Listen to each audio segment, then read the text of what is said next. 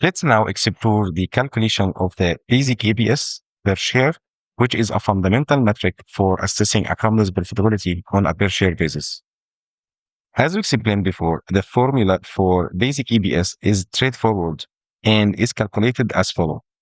The net income available to common shareholders after deducting the preferred dividends and then divide the value by the weighted average number of common shares outstanding during the specific period.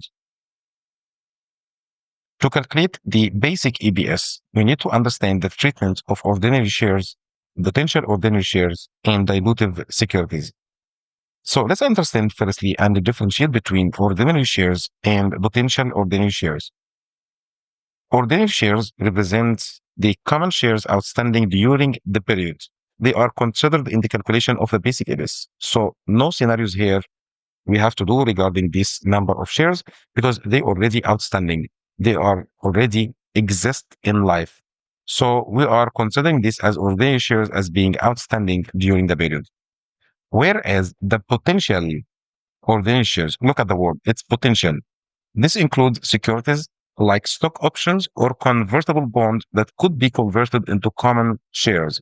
So if they will be converted to common shares in future based on their contractual agreements with the investors, so this will increase the number of common shares in future. That's why it's called potential. If they are dilutive, so they will be considered in the calculation of the diluted EPS. The definition of the word dilutive will come in the next part. Dilutive securities, these are the securities that when converted or exercised could potentially reduce the EPS. And these are factored into the calculation to provide a more conservative measure of EPS, which is called diluted EPS. So let's assume, for example, that you have a preferred share, for example, and this preferred share is a convertible, which means that you give the option of the conversion to the investor who purchased this preferred share. So the investor now has the right to convert this preferred share into common share in future. So if the investor exercise this right and convert the preferred share to common share in future, so this will increase the number of common shares. Now we need to consider the impact of this conversion, whether it will reduce the EPS or not. So if it will reduce the EPS, so in this case, it will be called diluted EPS. So let's take an example to show the calculation of the basic EPS. Assume that net income is $800,000 and dividend on the preferred stock is $40,000. The weighted average number of common shares outstanding is 400,000 shares. So in order to calculate the basic EPS, we are going to take the net income and then deduct from it the dividends on the preferred stock, which is 40,000. So the remaining will be 760. And then we are going to divide this by the weighted average number of common shares outstanding during the period, which is 400,000 shares.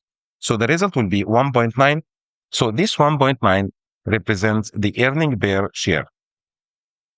Now, if this company also has stock options that could be converted into 50,000 additional common shares, and they are considered dilutive as it will reduce the value of the EPS. So the calculation would be 1.7 rather than 1.9.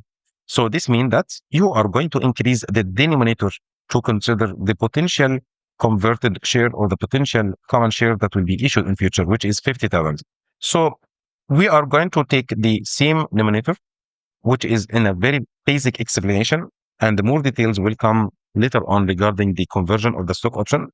And we are going to take the denominator, which is $400,000, but we are going to increase the number of shares that will increase or potentially will be issued in future, which is $50,000. So simply the denominator increased and the EPS will go down from 1.9 to 1.7. So this is the meaning of diluted EPS, that EPS will be lower than the basic EPS as a comparison with the basic EPS. Now, the example that I provided for the stock options is very simple, very basic, and don't include more details. So in the next chapters and in the next modules, we are going to solve more examples about the conversion and the diluted EPS, and we are going to see the tricks and the complexes related to the calculation of the diluted EPS. So to summarize the basic EPS calculation, Simply, we are again taking the net income and then deduct the dividends on the preferred stock and divide the remaining value of the net income by the weighted average number of common shares outstanding. And we need to consider the ordinary share, potentially ordinary share, and the dilutive securities when it comes to calculation of the diluted EPS. Now, the weighted average number of common shares outstanding, which is the denominator in this formula, is a crucial factor. So we are going to explain this in the next course of this chapter. And we are going to take also numerical examples to see how to calculate the denominator in this formula. Finally, understanding the basic EPS provides a foundational understanding of a company's per share profitability. In the next module, we are going to explore the calculation of the diluted EPS and also the weighted average number of common shares.